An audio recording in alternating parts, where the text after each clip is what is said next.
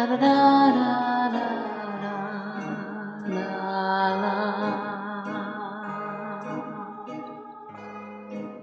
Da da da da da da da.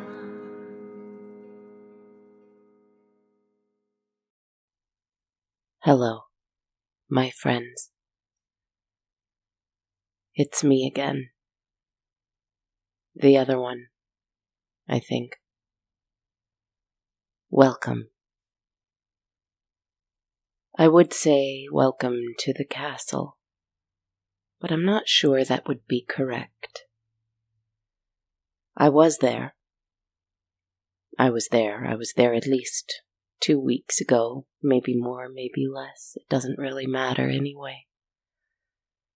And I don't remember much, but I remember that I was very, very upset. I was frantically running through the castle, angry that I was invisible and frightened that I seemed powerless. So I smashed whatever I could. I threw things here and there. I slammed doors and cupboards. I was a regular poltergeist, I imagine. Did someone speak to you anyway? Did you still have story time? Was it all right without me? Sometimes I worry that it wouldn't be. That things wouldn't be all right without me, even if only for a little while. I guess that's silly and arrogant, and maybe it keeps me from true rest sometimes. But we'll feel the way we feel. Not much we can do about feelings, except experience them, and just gently watch them go by. Forgive them, maybe. Learn to love them, even the uncomfortable ones. But now, I seem to be in some kind of a bathtub. It's empty, not just of water, but of me, yet I'm in it. One of the many paradoxes of having no body, at least sometimes, and clearly right now. Around me, there are large, clean, white tiles. I worry for a moment that there was such a thing as time after all, and I've gone back into it, into a different me that lived in a cellar full of these. But I look over and see all the makings of a modern bathroom. A toilet, a sink, a countertop, a mirror, a pink candle burning in a neat little glass candlestick holder, a little black carpet, some white towels. And I am confident that I haven't had my invisible organs harvested against my will, or anything gruesome like that. I don't know where I am, but I hear a tick-tock, tick-tock, tick-tock, steady, steady, steady, on the beat. Yet there is no clock in here. That's strange. I rise up and exit the little room cautiously. There is an orange cat looking in my general direction. He knows I am here, but he cannot fix his gold-green eyes specifically on where I am, and that frightens him, so he meows and runs away. There is a little plant in a little basket on a white wall. There are some other little plants, herbs, succulents, high up on another wall. It occurs to me that the plants wish they could be outside, and yet here they are. It occurs to me that perhaps the cat also wishes he could be outside, and yet here he is. It occurs to me that I indeed wish that I could be outside. And yet here I am. I see a balcony. It makes me think of someone who abandoned me last week, I think. Ah, yes. That's right, I was angry, I was upset, so I was haunting myself. The door is open, and there is a screen door that remains closed. New apartment, new balcony, same story with this girl. Her laptop open on a blank page. Same old story. But where is she? Through the screen door I can hear cars going by. I can smell the autumn leaves wet with rain. I can hear that rain lightly tapping against the road and the balcony cement.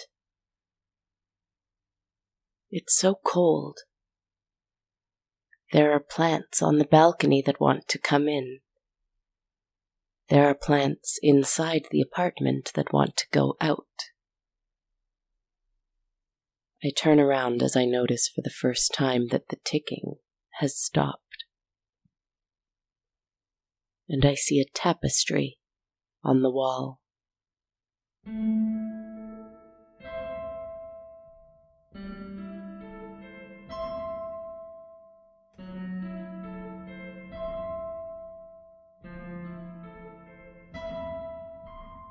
It's black.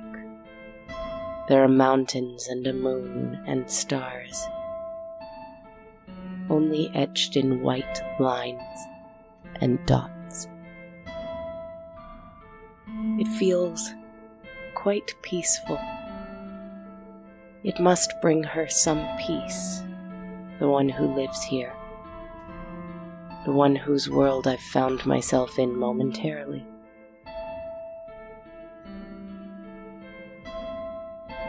I wonder if that means that she's in the castle.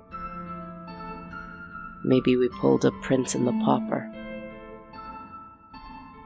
The tapestry is so simple. The stars are just polka dots in a rather symmetrical pattern. The mountains are just lines of different widths, curving and twisting. I know it was purchased online and for less than it might be worth. It might be made of material that is cheap and flimsy. If there is a human artist, then I am certain they were not compensated or credited enough for the amount of peace it gives me, and probably the writer who lives here. For all the caveats that pass through my mind around this piece of art that I actually know so little about, all I want is to dive into it. I want to be there. Not in there. I want to be there. It hangs on a white wall.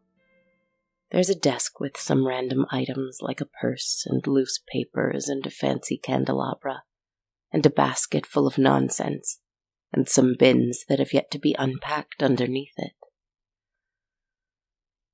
And as I stare into those black and white mountains, I take a deep breath and make a wish. And almost instantly, a crack appears. Not in the wall, or the tapestry, or the desk, or the ceiling, or the room itself even, but in the image of the whole thing, as though the whole wall, the whole room as it appears in my non-existent eyes, is a screen, a television screen of some kind, and it just cracks. One long, thin crack at first. But this branches off into web-like tendrils, more cracks forming, smaller, more complicated, intricate ones. Perhaps it's in my eyes. I don't have eyes. Must be in my mind. Think I lost that too. The whole thing shatters like broken glass. But once it all breaks off into a billion little shards, behind it, there is all black.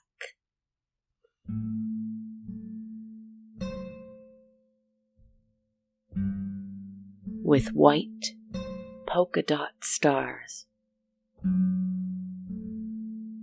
and a mountain range made of white lines of a variety of thickness and thinness, and a full, starkly white moon. I thought the moon was waning and almost gone. Not here. Here it is always full, and it is always right there.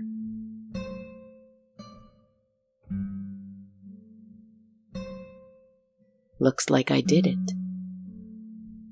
I made it into the world of that cheap, bulk-made artwork that I adored so much.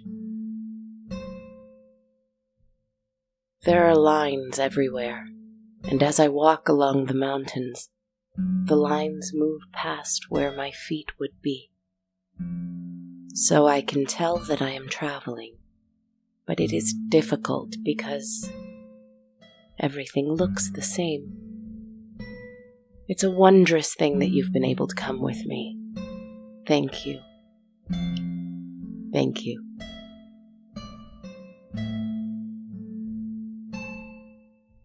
You know, it's an awful lot like a video game. Do you know those ones? The mysterious ones that are very dark and very stylish. And you pick up objects along the way.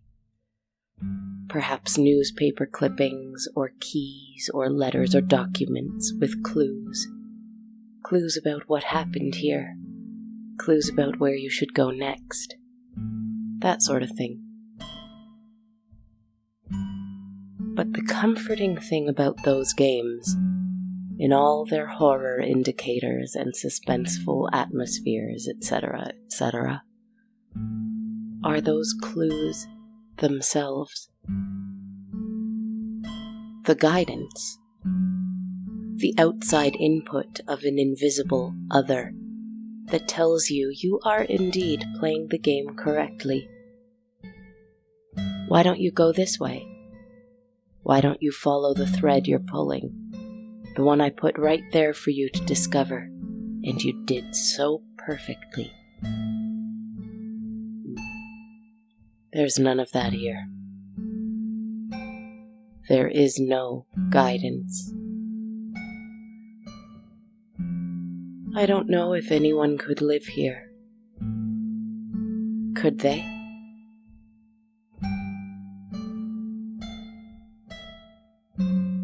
There doesn't seem to be anyone here. What would they eat? Where would they grow food? Where would they find water? How would they make shelter? And yet, you know, I don't seem to have any concept of hunger or thirst or hot or cold. So I guess it doesn't matter. It's just a sea of endless black and white mountains and stars. Nothing distinguishable from anything else. Those stars are so strange, so round, so stark. The black of the sky and the land is identical and pure. The darkest color I've ever seen. I feel strange when I look up at that sky. but I can't quite put my finger on the cause. I know it's not real. It's a wall hanging that stole my imagination in its simplicity. It's a doodle, and now we're in a doodle land. So I know it's not real. But am I real? Is this conversation real? What's unreal? The images? The ones we're both sharing as we walk together right now? What makes this unreal, then? Is it the difference of time between us? Is time the only glue that links a human soul to another? Surely it must be place, then. They must be in the same place together. I see these mountains. Do you see these mountains? Around us, under our feet. Look at those crazy stars. I think you see them too. Well, then it would seem that we're in the same place. No, but you see, we're not physically there. Seems questionable that any significant experience in our lives must be dictated by something as simple as physical proximity.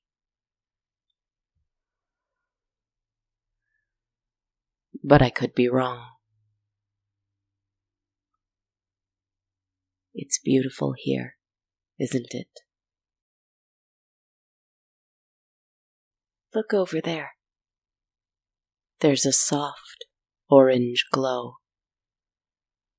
It's down there, in that little nook, that little dip between those two mountains, tucked in there.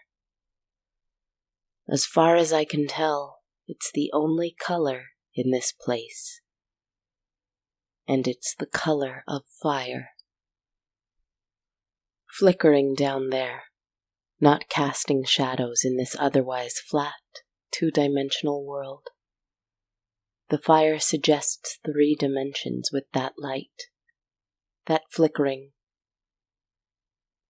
I think the only thing to do is head towards it. Yes, if there is fire, there must have been someone to light it. I think.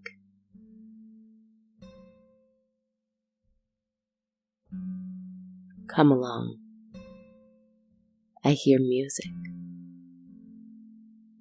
Fire and music can never be a terrible combination.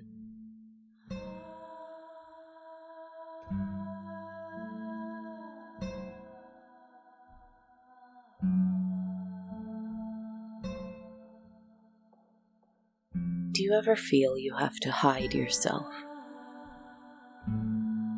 Do you feel it's hard to express who you are? What it is you live your life for?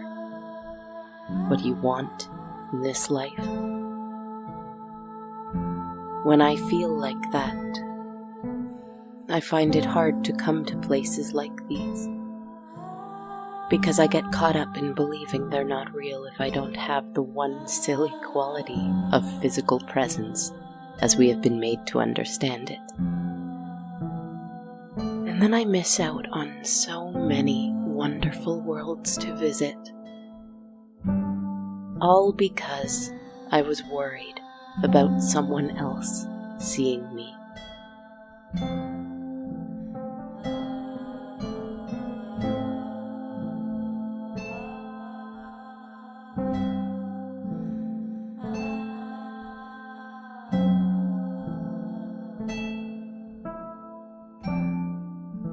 There it is. There's the fire. There's no wood for it to burn from, no rock circle to contain it. It is not created, but rather it is in a constant state of creating itself. In our physical world, fire needs a catalyst. Friction, ignition, combustion, reaction, whatever. This fire is just there, untethered, floating above this doodle land, real and three-dimensional as anything you could open your physical eyes and see right now. Wait.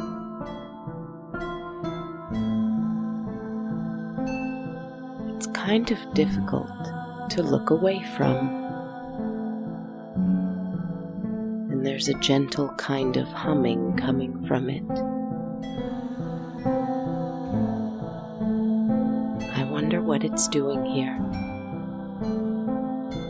I don't know if someone put it here, but here it is. And we're not the only ones watching. In this two-dimensional landscape, if you sort of look through the lines, allow your focus to relax, you'll see that there are indeed three-dimensional creatures, humanoid shapes, but just shadow, just the exact same shade as the backdrop here, so they're hard to find. They stand very still, facing the fire, but sometimes they sway their head gently back and forth to the music, or they loll their head from side to side, up and down. You'd think they were stretching their necks or dancing in ecstasy, if you didn't realize that you're doing it yourself, too. You're doing it because it's easier to see the shapes standing out against the backdrop if you constantly shift your gaze, move your focus. You're moving your head in that unusual way because you're trying to see them. And that's what they're doing. They're trying to see you. Hard to tell how many. If you look up, which some of the figures are doing too, many of them are rolling their heads upwards to look at the sky now and then, just like me. You'll see that the stars have a little detail in them we must have missed before. Each of them is a wide open eye, tiny and distant perhaps, but watching us and the fire with great interest nonetheless. I don't know how I feel about this. I'm afraid. I'm not as invisible as I thought.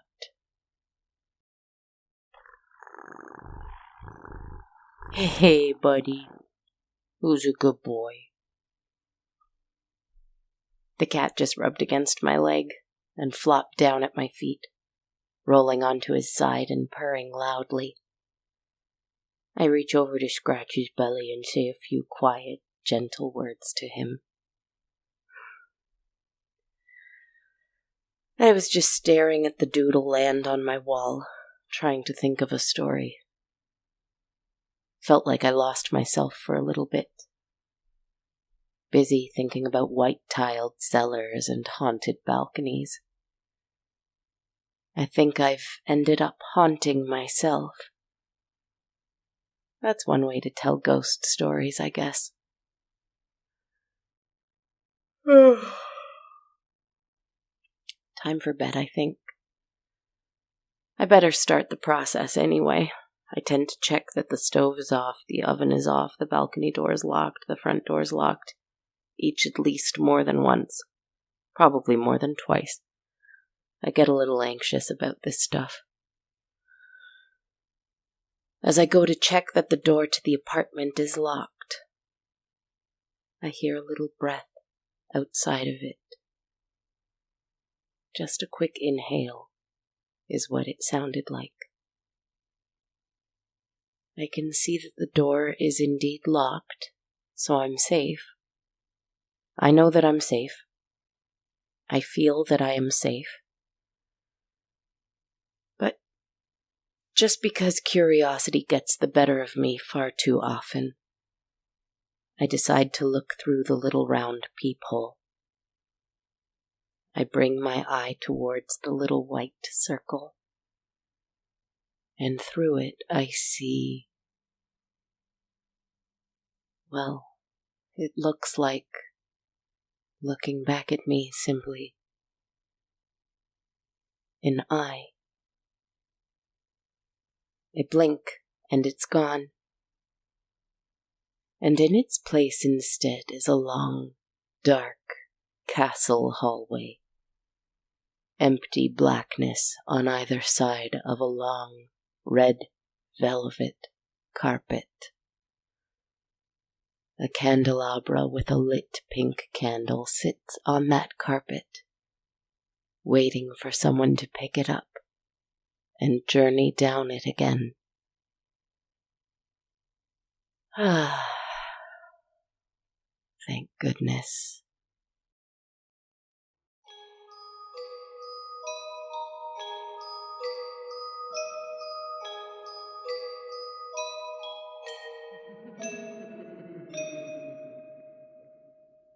La la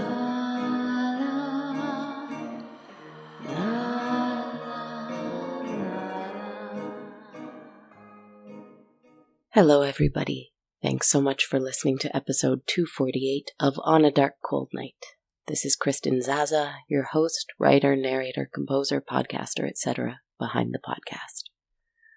I hope you've had a good couple of weeks since I was last able to release an episode, and I hope you enjoyed this little journey through a few of my worlds that I found myself missing lately. I would like to thank everyone who supports the podcast on a monthly basis through Patreon. I'm very grateful for your kindness, my friends. Thank you so much. If you'd like to support in this way, everyone who pledges $1 or more a month US gets access to my complete and downloadable soundtrack, while subscribers of $5 or more a month US get that, a monthly tarot reading video for all kindred spirit patrons on the full moon, and a bonus mini meditation weekly episode called My Quick Moments. You can learn more at patreon.com/darkcoldnight. You can donate one time only without any perks at ko-fi.com. Full link is ko-fi.com/darkcoldnight. Or by buying a t-shirt or hoodie at bonfire.com/on-a-dark-cold-night. And if you're an Apple listener and you'd like to access the Quick Moment bonus episodes through there, you can look up my page on iTunes or search for the Sonar Network to join the Sonar Plus Apple Podcast channel, where you can get those bonus episodes and lots of other great bonus content from awesome shows that are part of the Sonar Network for only $3.99 a month. I'd love if you followed me on social media. I'm on Facebook and YouTube under On a Dark Cold Night, Instagram at Dark Cold Night Podcast, Blue Sky, and TikTok under Kristen Zaza, KristenZaza, and on Twitter at A Dark Cold Night.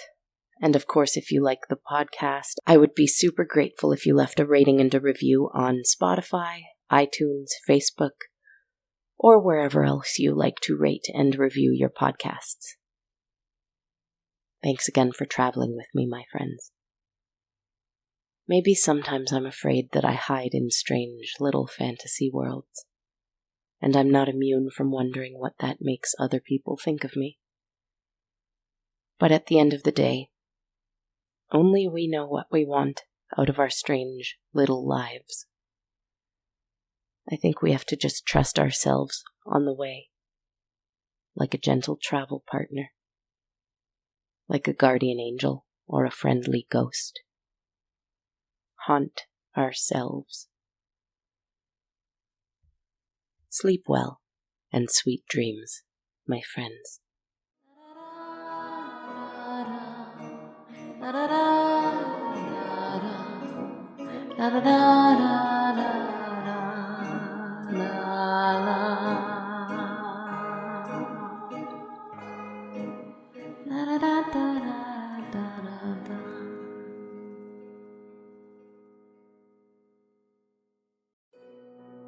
This podcast has been brought to you by the Sonar Network.